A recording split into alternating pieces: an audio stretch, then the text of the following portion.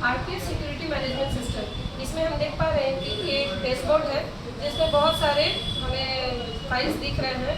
DSR, theft of railway property, railway act, miscellaneous crime, समानत, ईमान, extra. इसको हम बाद में बताएंगे। पहले हम जाएंगे इसमें टास्क बार में हमें बहुत सारे दिख रहे हैं जिसमें मेन कार्रवाई हमारी CRM, MC, फॉर्म और MCR, जो कि हमारा मंथली क्राइम रिव्यू होता है। CRM हो गया हमारा।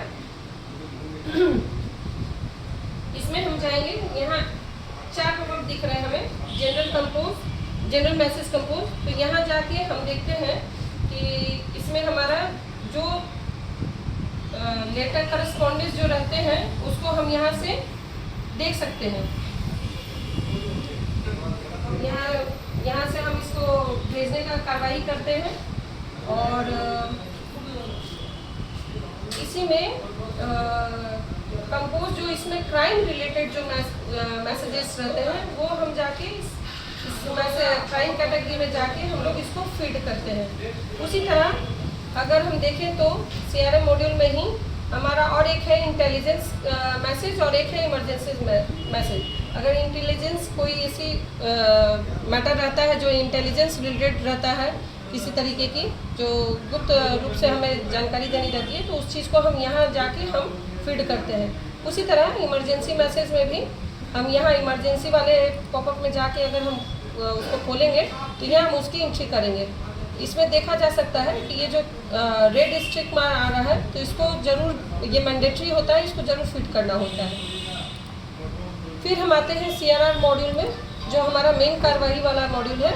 इसमें हम देखेंगे कि यहाँ टास्क में कई दिख रहे हैं, जैसे register entry, view register, my tools, register summary, reports, crime trends, forms Hindi. तो फर्स्ट से हम शुरू करेंगे। रजिस्टर एंट्री हुई है, इसमें हमारे पास में बहुत सारे क्राइम के दिख रहे हैं, स्लिप दिख रहे हैं, जो आपके लोकलाइज्ड और अनलोकलाइज्ड केस रजिस्ट्रेशन करना होता है।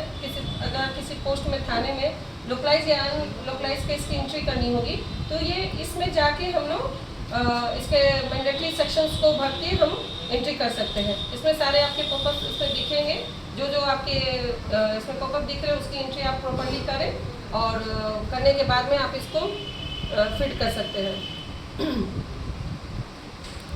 उसी तरह व्यू रजिस्टर में जाके हमारे थाने में जितने भी केसेस हुए हैं, रेलवे एक्ट, RPUP एक्ट या localise unlocalise cases, NDPS act related cases, जो भी केसेस हैं उसकी एंट्री जो हो चुकी है, जो रजिस्टर्ड हो चुके हैं, वो केसेस हम यहाँ पे जाके इन डिटेल खोल के हम दे सकते हैं। यहाँ पे उस डाटा को भरना होगा, ऑकरेंस डेट और टाइम, जो भी उसके केस रजिस्ट्रेशन सारे हम जैसे इसमें इनफिट करेंगे वो हमें पूरे इन डिटेल्स हमें दिखा देंगे। उसी तरह माई टूल्स में कई एक बार होते हैं कि कई एक केसेस में हमारी डिस्क्रिपेंसी आ जाती है, जैसे कुछ केस में एक्स्ट्रा एंट्री हो जाती है या कुछ एंट्री मिसिंग हो जाती है, तो वो हम यहाँ जाके as per approval of competent authority हम इसमें जाके वो चेंजेस कर सकते हैं और अप्रूवल के लिए सबमिट करने पे वो अप्रूव होके आ जाता है। उसी तरह हम रजिस्टर समरी में जाएंगे तो यहाँ पे हमें हर केस की समरी मिलती है। अगर फर्ज किया जाए कि अगर हमें रेलवे एक्ट की किसी समरी को देखना है तो हम यहाँ डाटा डेट डाल देंगे पर्टिकुलर पीरियड का, तो हमें वहाँ से पेंडिंग और डिस्पोजल केसेस की समरी मिल जाएगी। ये 4 जो है स्लिप में, ये 4 में मेन हमारी कार्रवाई होती है और यहीं से हमारी क्राइम एनालिसिस भी होती है। उसके बाद हम जाएंगे, ये एक जो खुल रहा है फॉर्म आर्ट, इसमें हमें रिकवरी पर्सन